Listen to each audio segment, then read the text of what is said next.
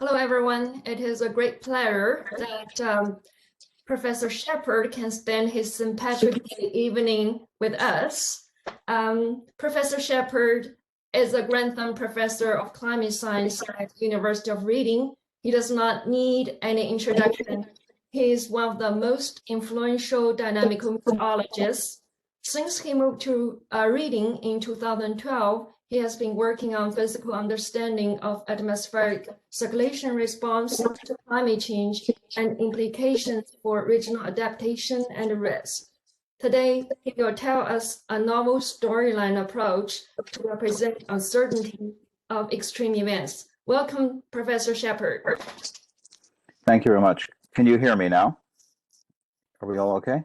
Yes. Yeah. Okay. So thank you for the invitation, and I noticed in the participants a lot of old friends, so that's nice to see. The first image here just shows the challenge. The left is the uncertainty, and the right is the local scale. That's what I'll be talking about here.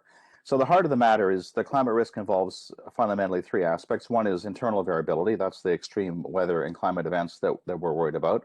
Then there's the changes in the possible weather and climate states. So that's climate change. I'm thinking of climate change as being the change in the entire PDF. So it's a single thing. There's only one climate change that you would have at any time.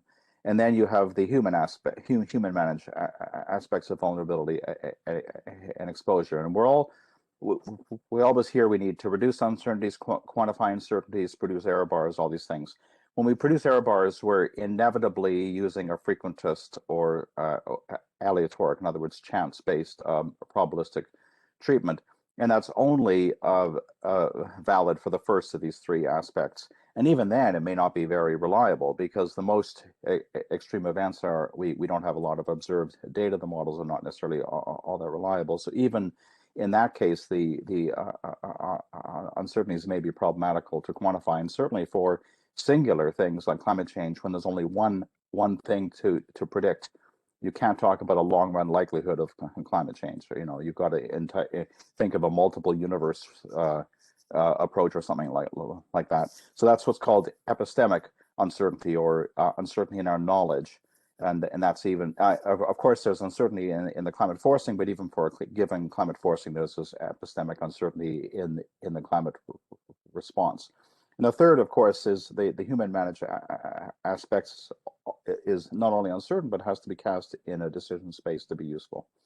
So ultimately, the theory of probability tells you that probability, especially for epistemic aspects, is degree of belief.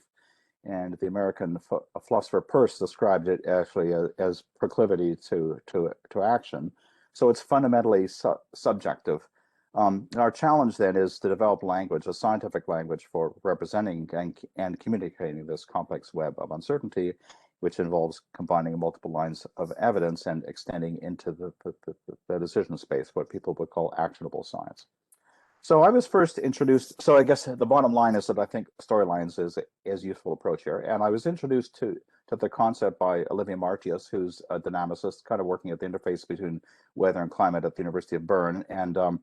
And she described an event that happened in the Swiss Alps. It was an unforecasted rain on snow event, and we included that as an example in this workshop paper that was published in Climatic Change a few years ago. So the setup was that it was in the autumn, and a cold front passed through Switzerland. This is the upper left panel, and dropped a meter of snow in the Alps. And then a warm front came through and melted all the snow, and there was an atmospheric river tucked in behind that as well. So you got a lot of flooding, and it was very mesoscale event, as shown on the right. Those are actually observations across the valley, and there was a cedar feeder circulation, completely unrepresented in the forecast model. So the weather forecast missed it entirely, but it's a physically understood phenomenon.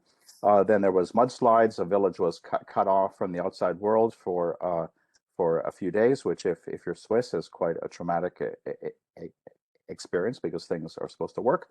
And then finally, there were adaptation measures. So in this paper, climatic change paper, we explored the way that the storyline concept, even if the term hadn't been used, had been in the literature, and we define storylines there to be physically based on foldings of past climate or weather events or of plausible future events or pathways. If you Google storyline or look up general definitions, it's just a way of making sense of a situation, normally based on some sort of cause and effect chain. So this is just the application of that, the general concept. And we talked about the four different typologies of use, which include risk awareness and so on. There's a lot of psychological aspects as well. But the bit that I'll focus on in this talk is just the upper right, because I think that's the main, at least that's an interest from the climate community, is how we partition uncertainty. So of course, if you, it's well known that if you consider all the uncertainties in climate change in the traditional way, first of all, you start with the projections of the future society, the greenhouse gas emissions, then you feed that into your model, you get regional scenarios, impact models, and so on. You get a cascade of uncertainty. I guess a few authors have talked about this, but I like this figure from Wilby and Desai. And I've certainly seen many papers on climate impacts where the bottom line, the last conclusion of the abstract is that the uncertainty in the impact modeling far exceeds the uncertainty in climate change itself. So there is information there, but it's being obscured. And if you read about the usual narratives around climate change, actually what some people might know, I used to work in the stratosphere more, and then when I moved to Reading, I thought well, there were enough people doing the stratospheric work here, so I decided to go back home, if you like, to the troposphere. And I was struck that in the IPCC Era 5, in the summary for policymakers, there was not a single statement based on dynamics. Every single statement was based on thermodynamics, which if you're a dynamicist is a bit, well, let's say it's a challenge. So for example, precipitation, usually you just hear the argument, well, warmer air holds more moisture. But if you look at this, I was struck by the work from Clara Deser and the large ensemble work at NCAR, and this was a paper from 2012, some time ago now, that looked at the PDFs of the wintertime trends. These are 55-year trends in the Eurasian North Atlantic sector, so it's a pretty big region. This is I think something like a 40-member ensemble. I've forgotten exactly how large. So the only difference is the initial conditions. It's random. They're all forced with the same way. It's the same model. The gray is the control. So the average of the mean of that within the sampling is 0. And the red bars show climate change. And if you look at the surface air temperature, is a very strong signal. You would detect that in a single realization. These PDFs are hardly overlapping. But if you look at the left, you sea level pressure, which is a metric of the circulation, probably picking up something like an NAO there, you see that there's a much smaller change. It's clear, it's statistically significant in this model because you have a large enough ensemble, but it's roughly equal to one standard deviation of the variability. So you wouldn't pick it up from a single realization like the observations. And if you look at precipitation, apart from the sign change, it looks a lot more like the sea level pressure on the left than it does the surface air temperature on the right. So at least for this metric, to use a thermodynamic narrative is completely misleading. The precipitation is controlled by the dynamics, and the signal to noise ratio of the forced response is relatively small. But you might say, well, if the signal to noise ratio is small, then we don't have to worry. But the change in risk is not small, and that's exemplified here. I'm not even looking at tails, just at the shoulders of the distribution. And if you look where the blue ellipses are, either on the dry or the wet side, you see that the likelihood of being a low or high precipitation has changed by about a factor of 2.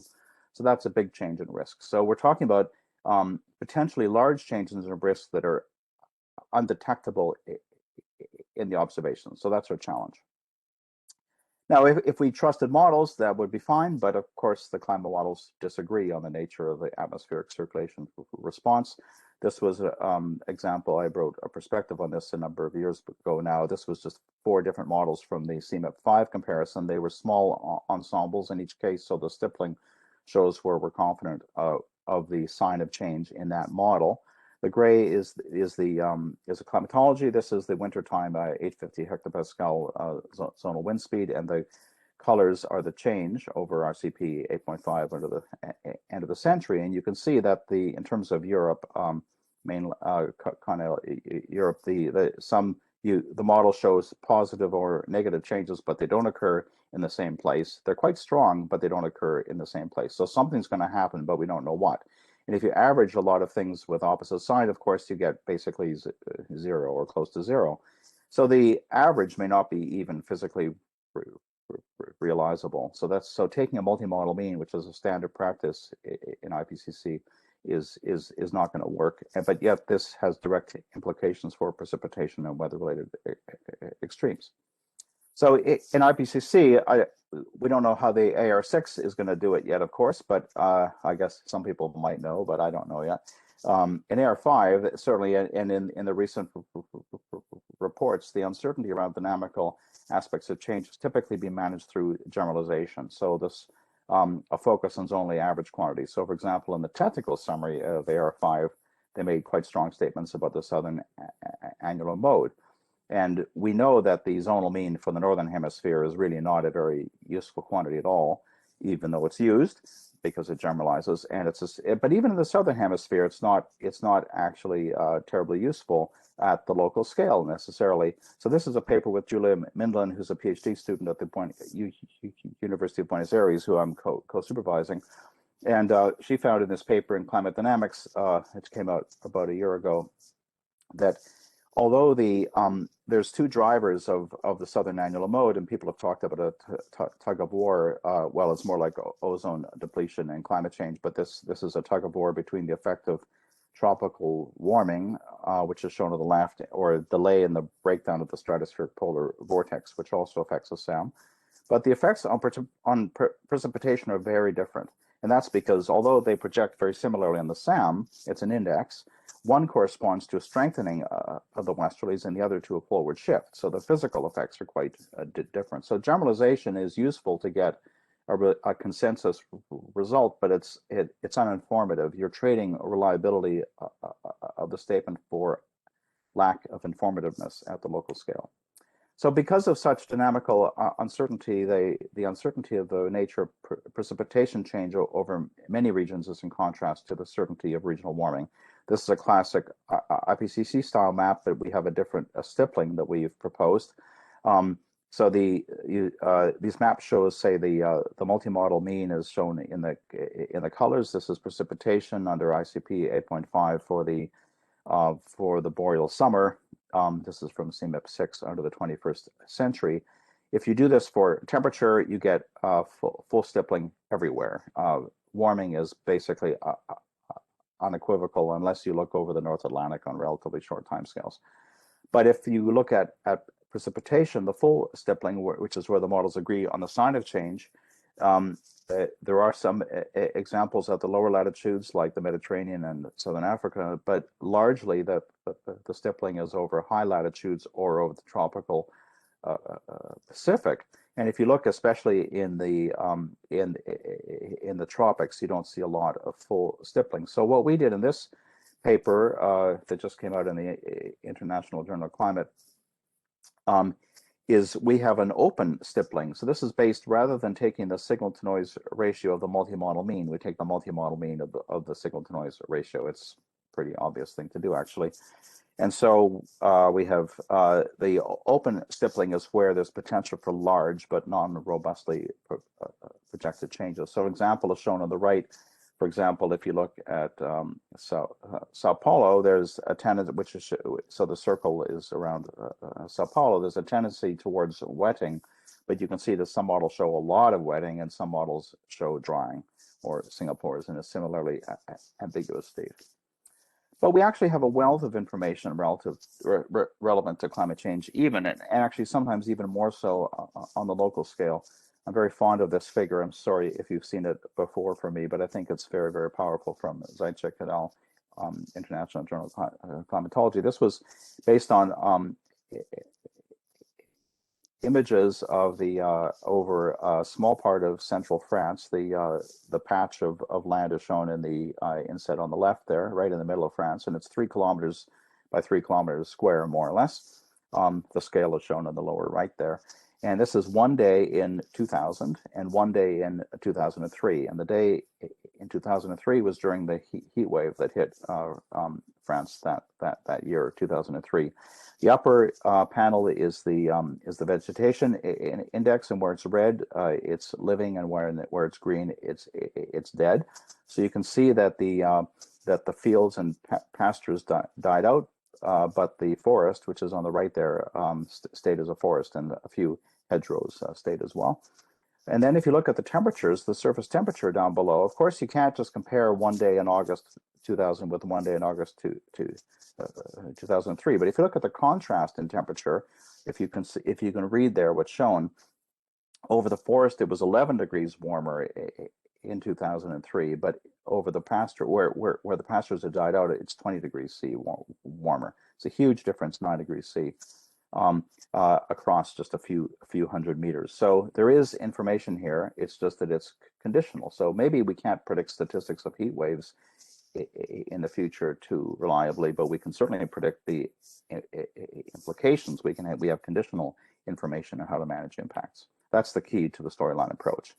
And this, of course, there's a much wider field of decision making under uncertainty. This is a figure from a book, Marshall et al., that contains a number of articles there. And there's a commentary by Stippling about 10 years ago in Nature that I like a lot. And Stippling argues, this is a general argument, it's not about climate, that scientists are pressured to issue single definitive statements. But often our knowledge is plural conditional. And so if you insist on single definitive statements, as I've said, if you want to make statements about dynamical aspects of climate change, you make reliable but rather uninformative statements. So I give the statement here about the northern hemisphere storm tracks from the AR5. So Stippling argues that we need a language for expressing this plural conditional state of knowledge, and the Marshall et al. Figure here shows that you can of course, what we're trying to do, the single definitive would be level 1 or 2, but storyline approach is really addressing levels 3 and 4. I don't think quite level 5 is another case.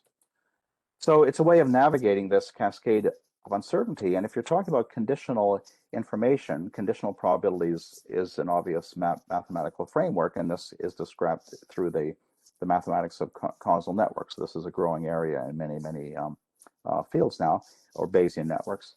And if we think of it, of course, from a Bayesian point of view, you have probabilities, and storylines are just instantiations of a causal network. And what you do is you condition on one or more nodes. For example, the global warming level and dynamical conditions will be a classic kind of storyline conditioning, and I'll give you examples of that shortly.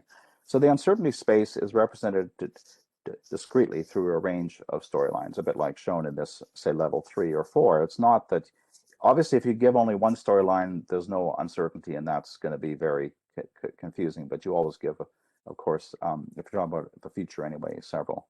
And the really positive thing about storylines is that they build in this self-consistency, which is essential for consideration of correlated risk. And mathematically, you can write it this way. I was involved, there was a National Academy of Sciences report on extreme event attribution published about 5 years ago, and I was on the author team for that. And we have this equation, a very simple conceptual equation, but if you have the joint probability, P of an event of interest, it could be a drought or a heat wave or something, and that'll be, of course, there'll be some circulation regime conducive to that event, so we call that C. Then the joint probability of E and C is just a conditional probability of E given C times the probability of C. That's just the axioms of probability. And if you look at a risk ratio of the probabilities under two conditions, so for example, if we think of future versus present day, then it factorizes as well. And this is very nice because the first factor on the right-hand side is a conditional probability, and that's the effect of climate change for a given circulation regime. So you're saying, given the circulation, what's the effect on the event? And that's sometimes called the thermodynamic component of change. There's various ways that people have of defining that. I guess I'll give some examples. Of course, it's not a precise distinction, but it's useful. But it builds in what we know with confidence about climate change. because we do have a lot of knowledge about some of these thermodynamic aspects. And the second ratio is how the atmospheric circulation might change, and sometimes that's called the dynamical component of change. And that should be, I argue, that should be handled separately, for example, by storylines, because the nature of the uncertainty is very different. So in many cases, the internal variability is dominated by the dynamical component and the forced response by the thermodynamic component. This is another result from Clara Deser's large ensemble work, where looking over North America. This is the wintertime surface air temperature changes over a 50-year period. And so this is all based on observations, but then you determine what the dynamic component. So what they do in Clara's method is to project on the modes of variability, and that's the dynamic component, and the residual is thermodynamic.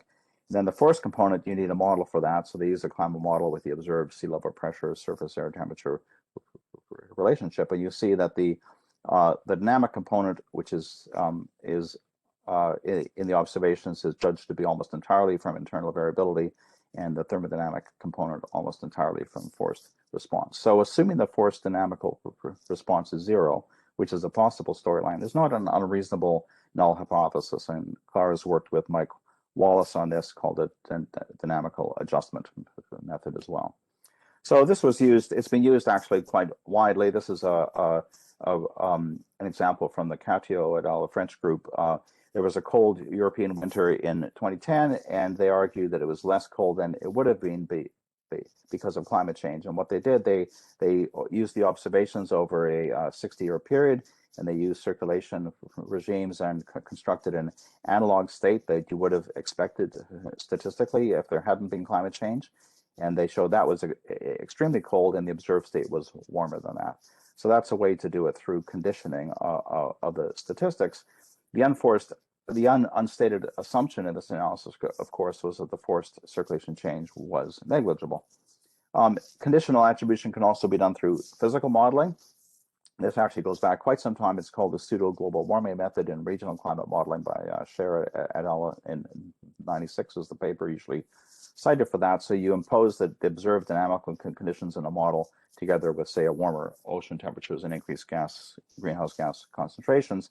This is work with another co-supervised student at the University of Hamburg, Linda van Garderen, where she's using a global model with spectral nudging in the upper troposphere, in the free atmosphere, and then you let the boundary layer respond. And this just shows for the Russian heat wave of 2010, the red is a small ensemble of, you would call that the counterfactual simulation. So that's the model run with I guess pre-industrial estimates of SSTs and greenhouse gases, and the blue is the factual. So you can see that you get very high signal to noise ratio in terms of the timing of the event. It was just really it would have been an extreme event even without climate change, but it was made more extreme, and we get spatial detail as well. So if you want to go back to the causal network, now I've added an extra node here, remote drivers, which we'll come back to, but you can represent that kind of a storyline, a pseudo global warming storyline, where you impose the regional warming patterns. So the blue is a specified element, and the dynamical conditions that could either be just a short-term condition, or it could be a whole series of years. And then the yellow, so the yellow is the impact, gray is the human element. The white elements are then blocked in the sense that there's no influence anymore because you've conditioned on the dark blue elements. So in this framing, climate sensitivity matters for carbon budgets, but not for climate impacts, which is probably sensible because how we act on greenhouse emissions is almost certain to depend on how quickly global warming happens. But of course, the dynamical conditions could change, and that represents a major source of uncertainty in climate information. This is a recent study in Press and BAMS led by Yunpa Lim from the Australian Bureau, where they it's a large group of authors. Actually, I'm on. It's a seasonal prediction study, but this just shows a statistical analysis as part of that paper, the fire risk index. It's an operational fire risk index used in Australia, and it's partitioned though into the trend component, the long-term warming, and then 3 other components which are associated with the unusual dynamical states, which based on so one is the Pacific SSTs were unusual, the Indian SSTs were unusual, and the polar vortex. This is the stratospheric polar vortex breakdown. This was almost a sudden warming. It was a minor warming in 2019. Those were all really big drivers of risk because of the effect on the westerlies and the moisture. The long-term warming was actually a pretty minor factor. So we do have to worry about the atmospheric circulation. So in this approach, what we tried to do is define storylines in terms of remote drivers. For in this case, for example, tropical warming, polar warming, and the stratospheric vortex. The uncertainties in these driver changes appear to be largely independent across the models once you normalize by global mean warming, presumably because they reflect different kinds of model errors. I mean, polar vortex is very responsive to gravity wave drag. Tropical upper tropospheric tropical warming will be dependent on clouds. Arctic will be dependent on stable boundary layers and so on. So if you look at the response of storm shocks, so this is across the CMF 5 models using a regression approach. This is a paper with Giuseppe Zappa. And we get, this is again the zonal wind at 850 hectopascal in the cold season. And you see that again, gray is climatology, the colors are the changes. We see that the effects of the polar amplification, the tropical amplification, and the stratospheric vortex are all different, and they act on the storm tracks in different ways. But these patterns are very familiar if you're used to single forcing experiments, and even in some cases from seasonal predictions. So I think we can be quite confident that they're causal. And so we came up with 4 storylines of future cold season Mediterranean drawing. Although it's robustly drawing across the models, this is for a given amount of global warming. So the unit is millimeter per day per degree Kelvin of global warming. The lower left is almost no drawing at all. The upper right is a lot of drawing, and then the other 2 are whether the drawing is mainly in the western part or the eastern part of the Mediterranean. So if you look at the traditional view of, if you ask the question, how much worse would cold season Mediterranean drawing, which is of course a big climate impact in Europe, how much different would that be between 1.5 C and 2.0 C? That's shown on the left here. So we have a storyline index that spans across these, and then that's the y-axis. The x-axis is the global warming level. And so you basically, if we take the storylines as representing an uncertainty, you're saying that the uncertainty would be 0.03 to 0.15 at 1.5 degrees C, or 0.05 to 0.20 at 2 degrees C. And the classic response would be, well, that's indistinguishable within the uncertainty. So we can't tell that it's going to get worse at 2 degrees C. But of course, that's absolute nonsense. It has to get worse at 2 C. So a storyline approach takes account of the correlated aspect of the uncertainty, or the structural aspect. And then we get quite very, very strong results that are distinguishable for any storyline. The key is the conditionality of the representation. So this is also fits into this causal network framing. It's just that here we condition now on global warming level and on remote drivers, and there's more freedom in the local dynamical conditions and the regional warming. But it's the same. I like to call them both storylines because it's the same kind of thinking exactly.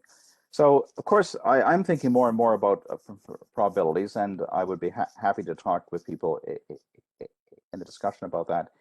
If you believe that the CMEP 5 ensemble can be given a probabilistic interpretation, if you're comfortable with that, then you can interpret them probabilistically. So the red dots are the 4. Basically, each black dot is a single model. This is the tropical amplification and the stratospheric vortex strength as the 2 main drivers for the European drawing.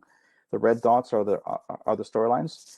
From a Bayesian point of view, in the absence of other evidence, you could give them all a 0.25 probability, or you might reserve 0.1 for something else that's outside of the ensemble. So you can certainly give them a belief probability if you like, and maybe the user should do that. And as we gain new knowledge in the future, we can perhaps eliminate some of them as being implausible. this is my final content slide, again with Julia Mindlin. She's now compared with CMIP6, just for the table. She's looked at the different regions. These are 5 different regions of the Southern Hemisphere. This is for the austral summer mean precipitation change, and the bold font indicates the strongest change for each of the regions. The storyline with the strongest change in each case. Let me put it that way. So in the extratropical Andes and Tasmania, it turns out that the vortex breakdown has very small leverage, and it's mainly from the tropical warming. And you see that those are the strong storylines in both CMIP5 and CMIP6, and the values in terms of millimeter per day per degree of warming are very comparable. In the other 3 regions, both of the drivers are important, and the most extreme combination comes from a combination of low tropical warming and light vortex breakdown. So they're consistent, and that's really, really nice, because if you just do naive descriptive statistics, I think you don't really know how to compare different ensembles. So I want to conclude just by saying that the storyline approach respects the singular nature of climate risk, both for singular events, singular extreme events, and from climate change itself, which is necessarily singular. There's only one world. There's only one climate change. We can't talk about long-run probabilities of different climate changes. All rare events are shaped by the dynamics, and changes in dynamic conditions are quite uncertain. This is especially the case for persistent circulation regimes, such as blocking and drought conditions and so on. And of course, I guess the ocean, this is Claver talk, the ocean SST patterns are really problematical in a lot of models, and the variability in those. So there's a lot of uncertainty there. I've talked about the atmosphere as the mediator of this, but of course, a lot of it comes from the ocean.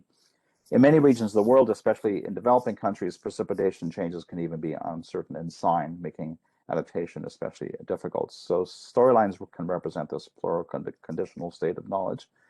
Now, conditional representation of information defines a causal network, and that's a very nice framework, mathematical framework for combining different lines of evidence. I think it avoids the CMIP-N jerkiness and provides a rationale for design of RCM ensembles.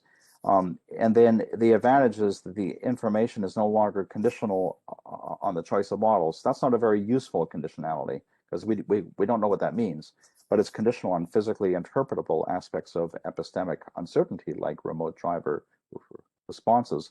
That allows the user of the information to assign probabilities in an explicitly subjective manner. Thank you very much. I see a couple questions. One from John Nielsen Gammon. Do you want to go ahead and unmute yourself? Okay, thank you. And thanks, Ed. Did manage to get in to catch probably about half of your talk. Had a student defending his dissertation.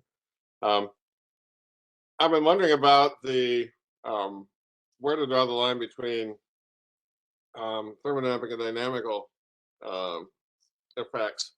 Large scale circulation changes are challenging to predict.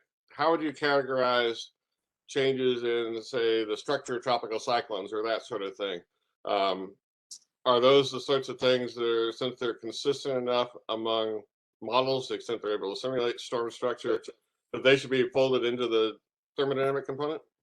Well, I think I wouldn't want to make this too prescriptive, in the sense that it's, in the end of the day, it's a partitioning of the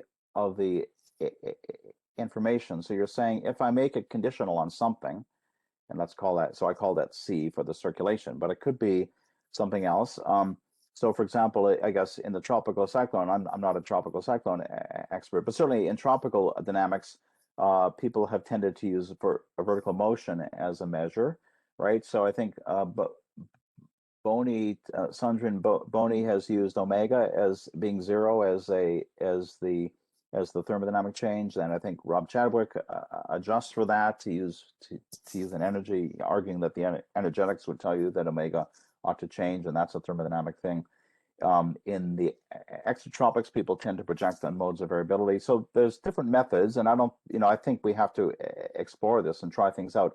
Ultimately, though, the proof of the pudding, you can check afterwards if it's helping. I mean, that's the whole point. Is it a useful partitioning of the uncertainty? it's clearly not exact. And Brown Hoskins was a bit shocked when I first started talking about this, because he says potential vorticity, these things are combined. How can you separate dynamics and thermodynamics? Of course, we're talking not about the real world. We're talking about uncertainty, which is, it's a different thing, and it is useful. So I guess I would, all models are wrong. Some are useful, but I think people have to try things out. But if you just, to first approximation, if you just think of the kind of statements that are made, let's say by IPCC, to use a reference for tropical cyclones, as far as I'm aware, the statements are about intensity and precipitation, not about, for example, size or other things like that. So that would be the place to start. But the way it's been used in tropical cyclones so far, I think, has just been used in forecast mode. So you run a weather forecast 7 days ahead or something, and you run it, under counterfactual conditions. So Mike Weiner has done that kind of thing, for example. So the conditioning is done through the initial conditions. Right. No slouching. Yeah. Yeah. So the uncertainty is the dynamical uncertainty folded in with the pseudo global warming is the large scale, and the storm itself is able to evolve in response to those thermodynamics. So I don't know how well you could nudge tropical cyclones. Yeah, I don't know if people have tried that. Okay, thank you. I see a question in the chat box before I go back to the people who have raised their hands. A question from Linda Mearns. Could you elaborate on your comment regarding CMIP and jerkiness and rationale for design of RCM ensembles? Okay, well, I guess when I've seen comparisons of CMIP 5 and CMIP 6, people just say if they're similar or they're different. And actually, when you look at the broad aspects, like these multi-model mean maps, they look incredibly similar. But if you look in detail, especially the regions where there's going to be differences, they're going to be, you're going to have distributions which are different. And if you really want to do an empirical, let's call it PDF, based on the models themselves, you're going to get a lot of jerkiness in the sense that they're, or non-robust. That's not a technical term, obviously. I guess I mean, what would a statistician call that? Non-robust or something. So storylines are more robust, I think. I mean, I haven't seen, it's only just been, we're starting to try this, but it seems to be a more robust way. So you could talk about, if you're providing information to a user, you wouldn't say this is what CMIP 5 says and this is what CMIP 6 says. You would say this is what this storyline says. And then I think for the RCMs, you would design the boundary. As far as I understand, normally it's been done to try to span the goal has been to span the uncertainty space. I know there have been controlled experiments where people in the RCM community will, of course, have different driving models and and they'll try to compare it in a more systematic way. But a lot of what I've seen has been trying to just choose members at random. The idea being to span the uncertainty space. And of course, that's sort of logical. But if your uncertainty space is not interpretable, it's not very helpful. Same thing with perturbed parameter ensembles, which they're fond of at the UK Met Office. And I just find that's really a problem, because you have one ensemble member from every version of the model. How can you make any sense out of that? So if you thought of the driving boundary conditions coming from the GCMs based on the storylines of the large scale drivers, then you could use that as a comparison of the different RCM results, rather than, again, a certain realization. A question from Hayan. Do you want to unmute yourself? So my question is, we usually look at, like you mentioned, we usually look at ensemble average from the past CMIP experience, but following the storyline approach, how do you treat the models? Do you treat the models, do you give more weight to better models? For example, this is for people living in North America, we care a lot about the tropical Pacific warming pattern. Do we expect more warming in the Eastern Pacific versus Western Pacific? And although most models, as far as I know, show more warming in the Eastern Pacific, but this is not shown in the observation. So how do you deal with this kind of problems? Well, I think this would be a great example of a storyline approach, because, as you say, there's a systematic bias in the models, which could be quite serious, in terms of the Pacific tropical Pacific SSTs. So in a storyline approach, you would use you might start with the GCMs and construct storylines, and you would have storylines involving tropical SSTs, but you might but then you might place much more weight on particular storylines than you would get from the CMIP model itself if you believe there were systematic biases. So I think I would start by just defining, you can think of a storyline as just a scientific hypothesis, right? And then you can start to, you could say, do we have evidence that would exclude some of these hypotheses? So if a storyline is based on, as I say, in the Zappa and Shepard case, it was a very naive approach where we just assumed that the response between drivers and the regional circulation change was the same across all models. That's obviously not right, but that's what we had had to do. Actually, I have a recent study with Marlene Kretschmer, came out in Weather and Climate Dynamics just before Christmas on the Arctic stratosphere connections, wintertime connections, which of course, and the Barents-Kara sea ice, which is of course a very topical and controversial subject. So there, the models are all over the map, really. And I think there would be so we do start to pick into that a little bit. And I think there's a lot more that could be done. So I think the storyline, the problem, if you start throwing out models that don't do things well, you're going to wind up probably without any models left very often. So I think the storyline approach allows you to articulate hypotheses, which could be based on models from quite a long time ago. But as you bring in evidence and you ask, are the observations consistent with these storylines, then you could exclude some of them and place more weight on others. So that would be a case, I think you could, essentially, it could be a framework for a bias correction of the ensemble. I guess I think the storyline approach could be used for that. I see a few questions in the chat box, so we'll head back over there. For those people that did ask the questions in the chat box, if you want to unmute yourself and chime in, feel free to do so. So the first question is from Matt Newman. At what point do the storylines just become stories? If the models entirely disagree and we don't know why, so that we can't objectively characterize our uncertainty, maybe that's our best answer. Yeah, and just to add to that, I do think there's a bit of a, for lack of a better phrase, political push to give answers when we don't have them. Yeah. And there is a sense in which I worry that this can cross over that line, where once you have enough stories, you can say, okay, pick one. But that's maybe the best thing to do is to say nothing.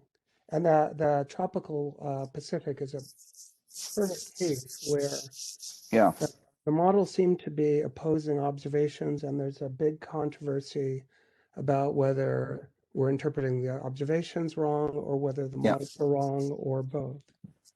But I think so I guess, well, I would say that I guess in that Stippling paper, he's got two axes, which is whether your probabilities are unproblematic or problematic, and whether your possibilities are problematic or unproblematic. And then he talks about different decision-making tools that you might make in those different quadrants. That's assuming that you have to make a decision. Now, you might say that you can't, or that you don't have to. But so he certainly has the case where the possibilities are uncertain, which I haven't really talked about. I guess that would be the fifth case in the Marshall figure there, where you just have no idea.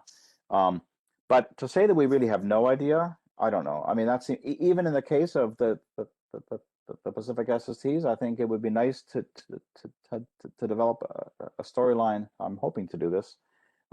Maybe someone else will get there first.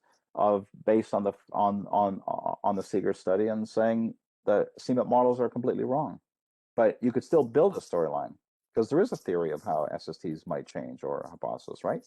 So why couldn't you use that along with known teleconnections? You don't have to restrict yourself to the CMIP ensemble. That's the beauty of a causal network, is you can, it's sort of I don't want to make it sound trivial, but you can, when I say combine sources of information, you can use observations for one connection, expert knowledge for another, and so on. So you could construct hypotheses. So if there's a case where we really have zero idea, I don't know that, but I think we usually have a few ideas, a few hypotheses, at least in that case, there are arguments. But in that case, as long as you feel free to speculate, do you want to speculate what happens to answer variability? Well, you could, you can just say we don't know.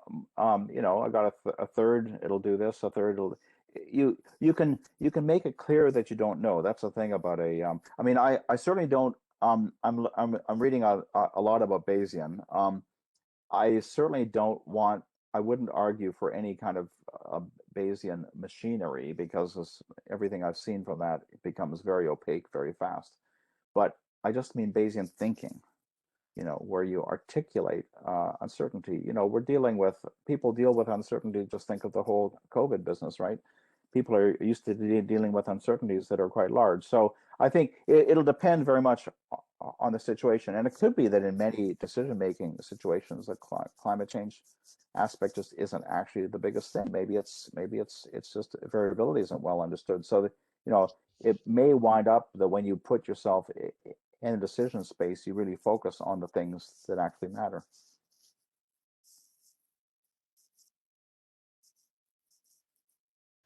Right.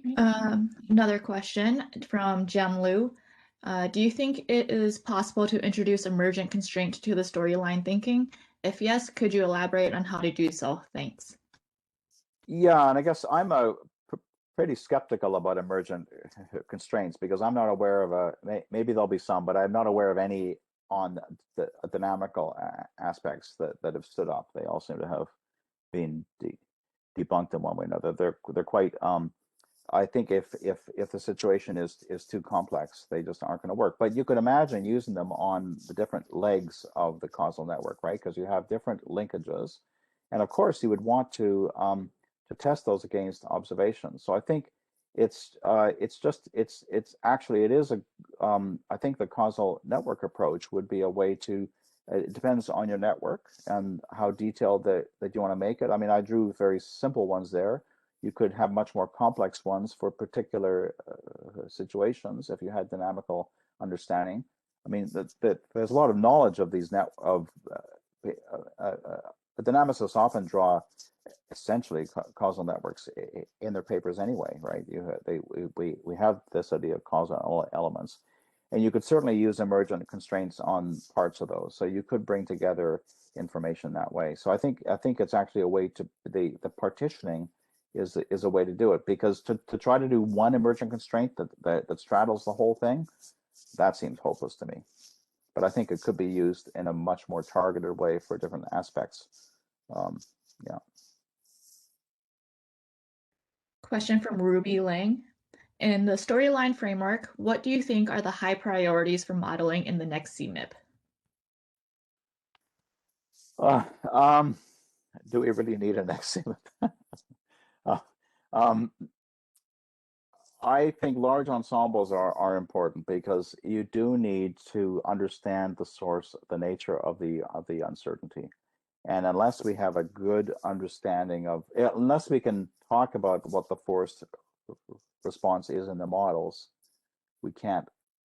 We're really hamstrung, because in the storyline approach, you're obviously going to want to separate internal variability from the forced response, because the nature of the uncertainty is just very different, and we would use a different treatment. I mean, no experimental scientist would ever want to confuse systematic error and random error, right?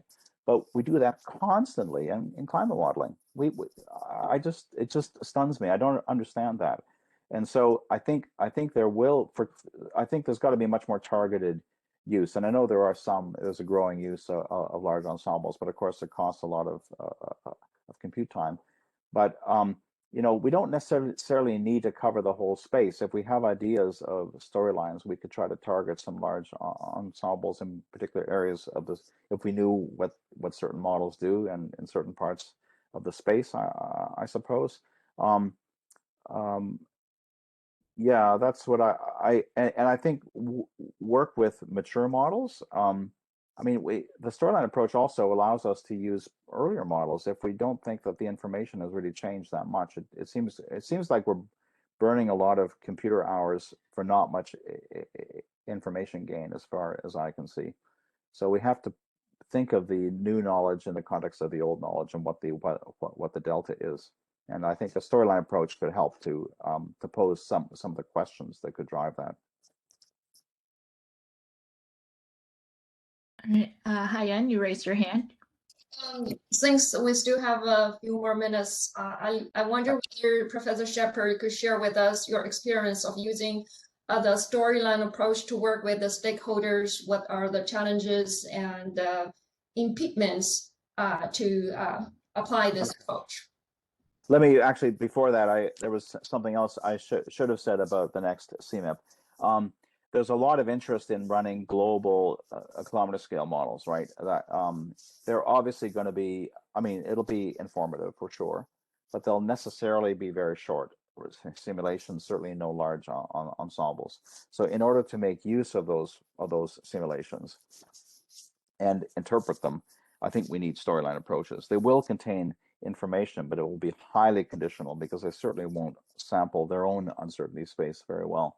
So we have to have ways of bringing together the different kinds of information. And I think so any use of those models, because I know people are just doing single runs at the moment. And as far as I can see, the results are not really very useful except in a kind of qualitative way. So if you really want to use it quantitatively, you have to recognize what the conditionality, which will be partly the model that's used and partly the realization of internal variability, and then somehow connect that. So I think that's actually quite an important aspect, because that may be a lot of centers are trying to push in that direction, of course, at the moment.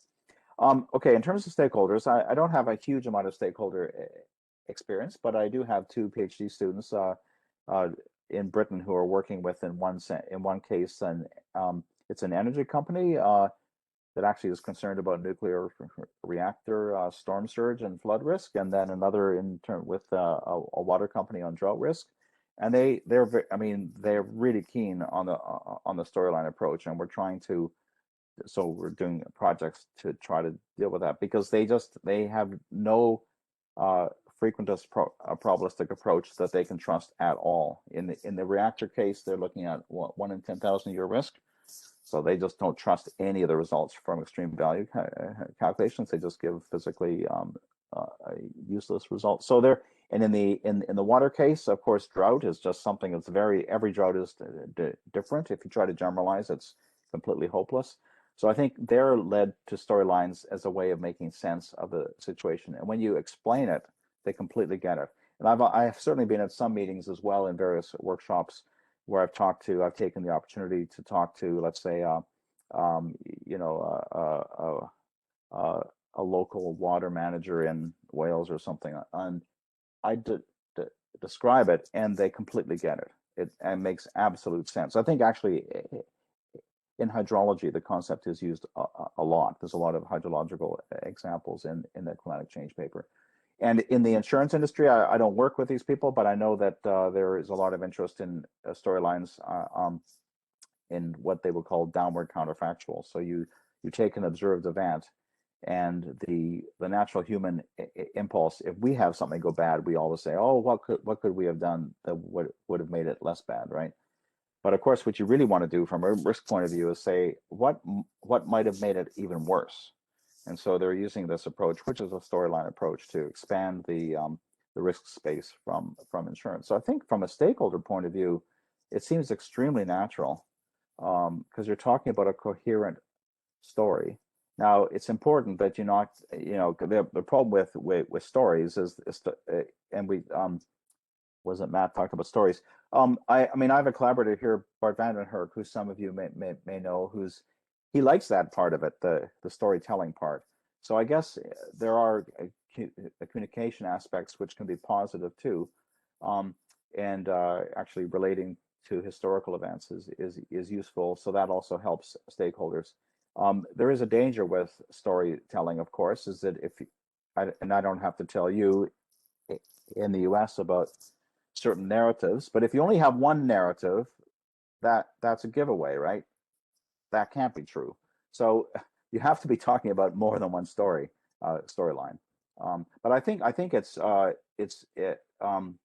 does have to be put in their decision space. So if you're going to talk about, so of course in the water guys, they have certain, actually the energy too, they're talking about a 1 in 10,000 year risk, and the water guys have a similar, well, not as long obviously, but there's a return period. But so what we're developing is storylines of return periods, because why not? I mean, it's a parameter, it's an epistemic uncertainty, so we're going to have a storyline of a probability, because they have to work with a probability.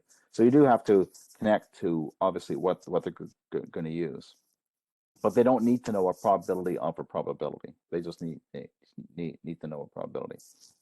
If that helps. So I think it's from what I can see, there's a huge appetite for this, because it's very, very usable, and they much prefer this to, downscaling, bias correction, all that kind of stuff, which is introducing all these errors that they can't possibly deal with typically. Thank you. So I think we have enough time for one more question. I see that Matt Newman has his hand raised again. Do you want to go ahead and ask your question? Yeah, I think this can be short. I was kind of curious, speaking about, in respect to your previous question and answer, whether you consider factoring in whether a user, a stakeholder, is more sensitive basically to a false alarm as opposed to a missed forecast. Yeah, well, sure. That's the thing too, because I feel that, and I've written about this, that of course, IPCC is kind of a special case, but they're very much focused on avoiding false alarms. I think it's pretty clear.